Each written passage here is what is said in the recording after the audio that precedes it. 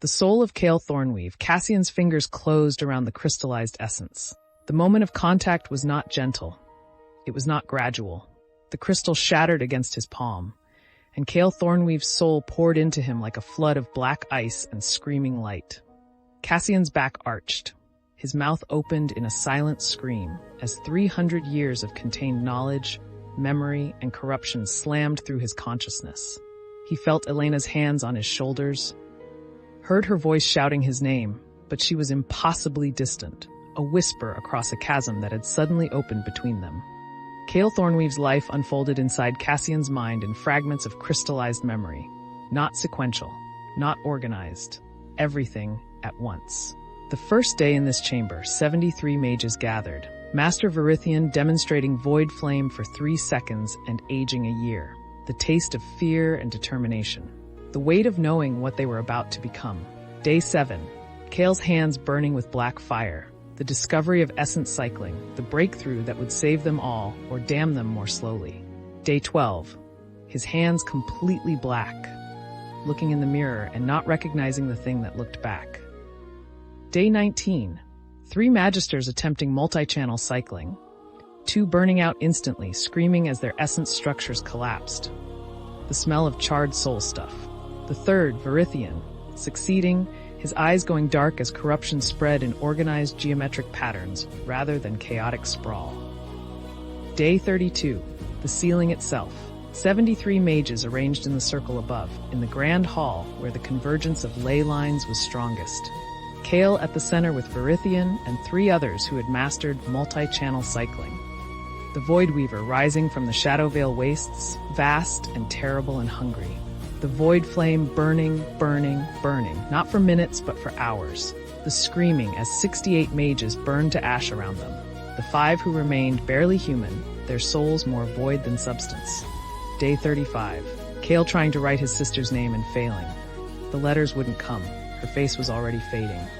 Day 43, requesting the king's mercy, accepting the executioner's blade as a gift, and beneath it all, woven through every memory, the technique.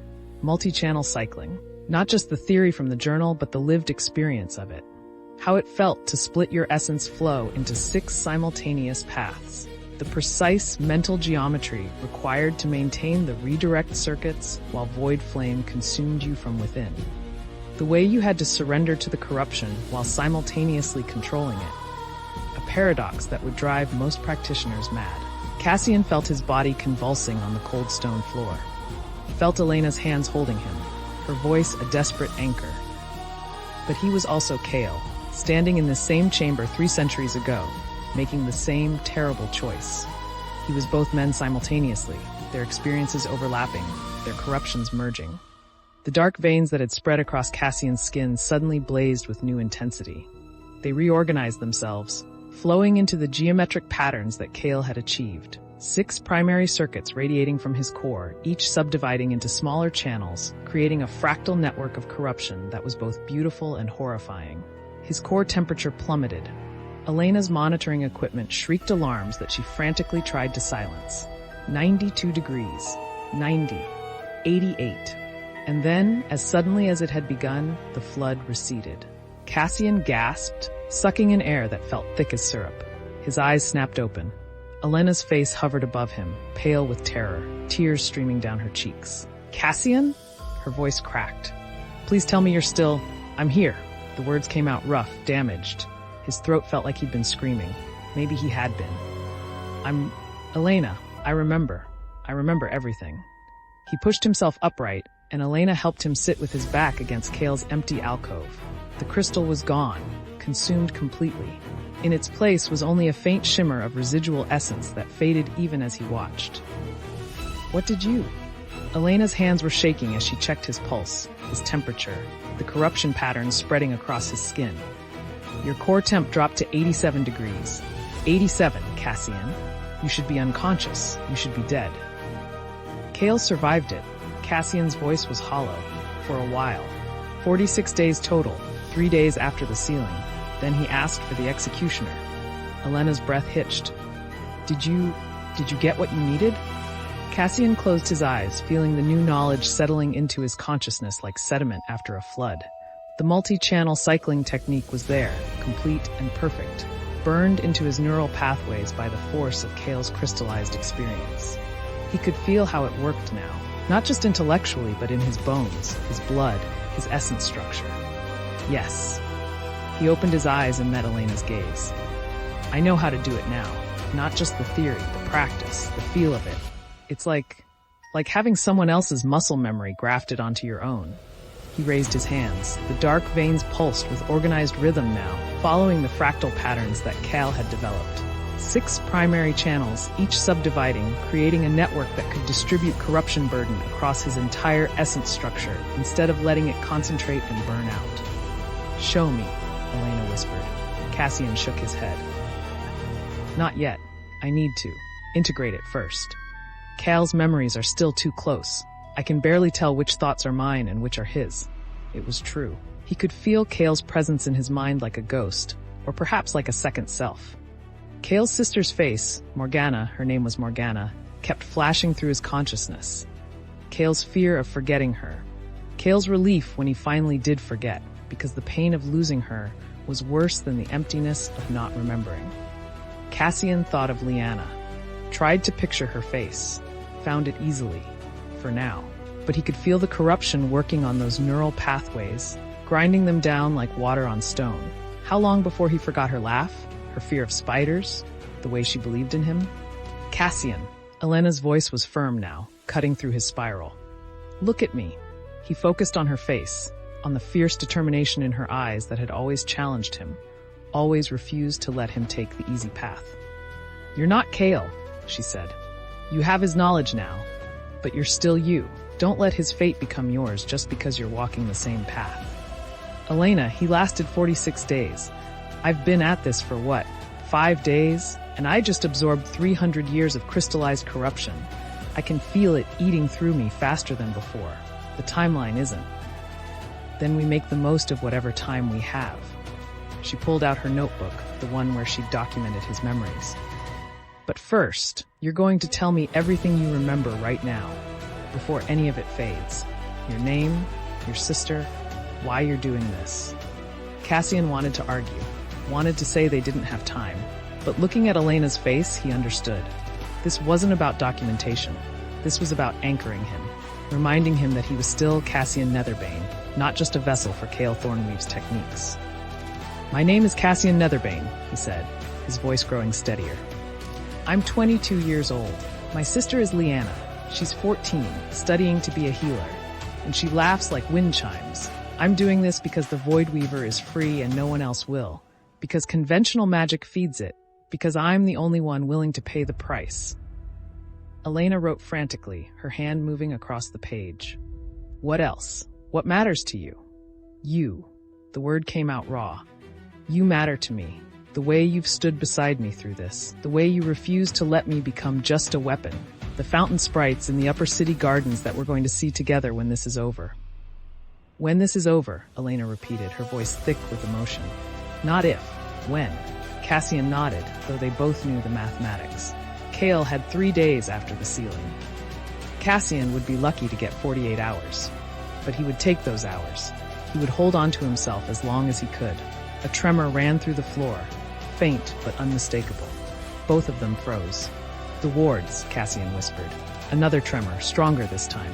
Somewhere above them, in the Grand Hall, 200 magisters were pouring their power into the conventional reinforcement, feeding the Voidweaver, accelerating its approach. Elena checked her watch. It's only been 20 minutes since the working started. It shouldn't be failing this fast. Cassian pushed himself to his feet, swaying slightly. Elena caught his arm, steadying him. The dark veins across his skin pulsed with new intensity, following the fractal patterns that Kael's knowledge had created. The Voidweaver is stronger than it was 3 centuries ago, Cassian said. It's had 300 years to feed on the slow decay of the wards, on every conventional working that tried to patch them. It's not just breaking free, it's already free. It's just deciding how fast to move. Another tremor.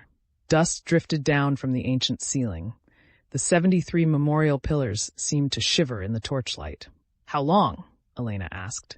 Cassian closed his eyes, feeling the corruption in his veins responding to the Voidweaver's presence. It was like recognizing a kindred spirit, like calling to like.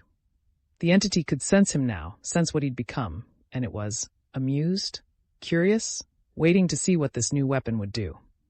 Minutes, he said. Maybe an hour at most. The conventional working is collapsing faster than even I predicted. When it fails completely, the Voidweaver will be able to manifest directly in the capital. No more Shadowspawn scouts. The entity itself.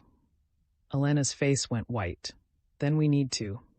Yes. Cassian turned to face the center of the chamber, where the ancient stains marked where 73 mages had burned themselves to ash. I need to begin now. Not in an hour. Not when I'm ready. Now. He walked toward the center of the circle, his footsteps echoing in the vast space. Elena followed, her monitoring equipment clutched in her arms. The multi-channel cycling, she said. Can you actually do it, after just absorbing Kael's memories? I have to. Cassian stopped at the center point, where the geometric patterns converged. The stone beneath his feet was still warm from his earlier practice sessions. Kael's knowledge is fresh in my mind right now. If I wait, it will start to fragment as my own memories degrade. This is the moment. The only moment. He could feel it in his bones. The technique was there, complete, but it was like a muscle that would atrophy if not used immediately. Kael's crystallized experience had given him the knowledge, but he needed to make it his own through practice, through use, before the corruption ate too much of his cognitive function. Another tremor, the strongest yet. Somewhere above, someone was screaming. The working is collapsing, Cassian said. Elena, you need to get out of the chamber. Get to the stairs. When this starts, no. Elena set down her equipment and positioned herself at Theron Silverlight's pillar, just outside the innermost circle of the geometric pattern. I told you before, you don't damn yourself alone, I'm staying. Cassian wanted to argue, wanted to order her away, but he could see the set of her jaw, the fierce determination in her eyes. She would not leave. And truthfully, some part of him, the part that was still Cassian, still human, was grateful. If these were his last moments as himself, he wanted her to witness them.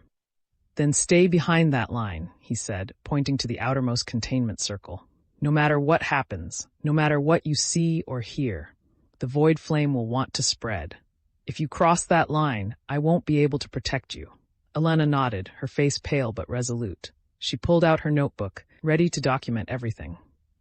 Cassian took a breath, centered himself, felt the corruption flowing through his veins in the new patterns that Kael's knowledge had created. 6 primary channels, each subdividing, creating a network that could handle far more power than his previous attempts.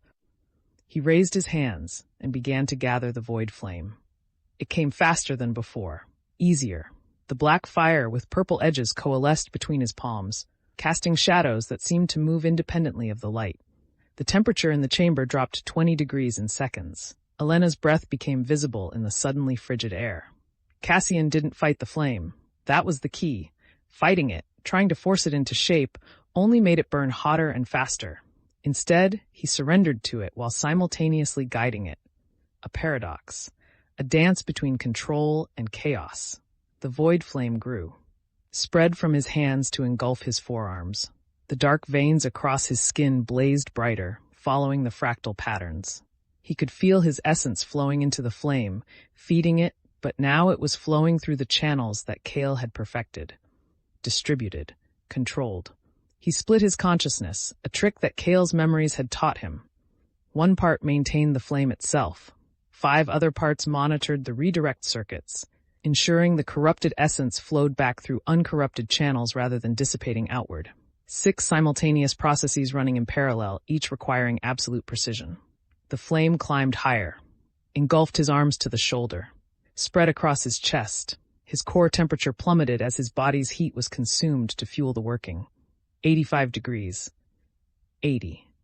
75. Elena's monitoring equipment shrieked alarms. She silenced them with shaking hands, her eyes locked on Cassian's form in the center of the chamber. Cassian's vision began to darken at the edges, not from unconsciousness, but from the corruption spreading through his optical nerves. The world took on a strange quality, shadows becoming more real than the stone around him.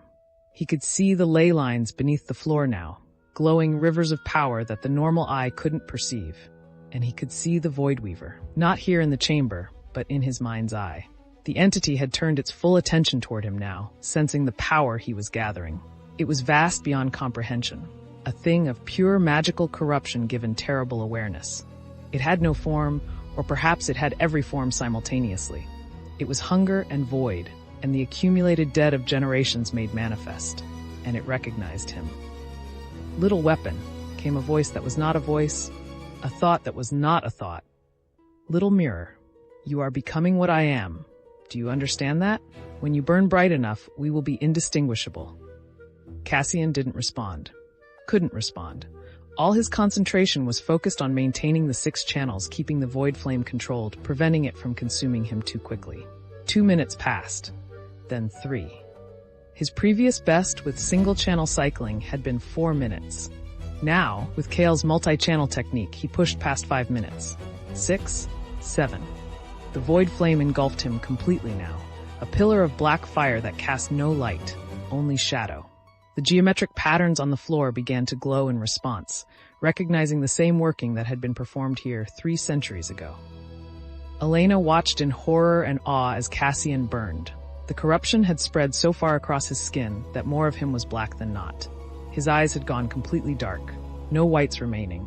Shadows moved beneath his skin like living things, but he was still standing, still maintaining control, still himself. 8 minutes. 9.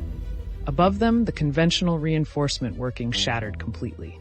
The sound was like 1,000 windows breaking simultaneously.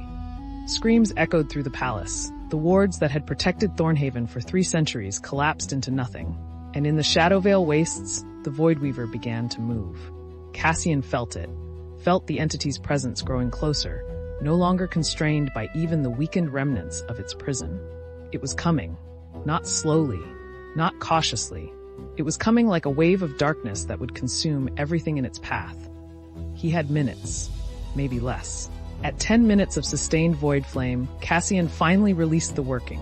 The black fire dissipated, leaving him standing in the center of the chamber, his body wreathed in steam from the temperature differential. He swayed, and Elena was there instantly, crossing the containment line now that the immediate danger had passed. "I've got you," she said, catching him as his knees buckled. "I've got you." Cassian's core temperature read 72 degrees on her equipment. Dangerously hypothermic.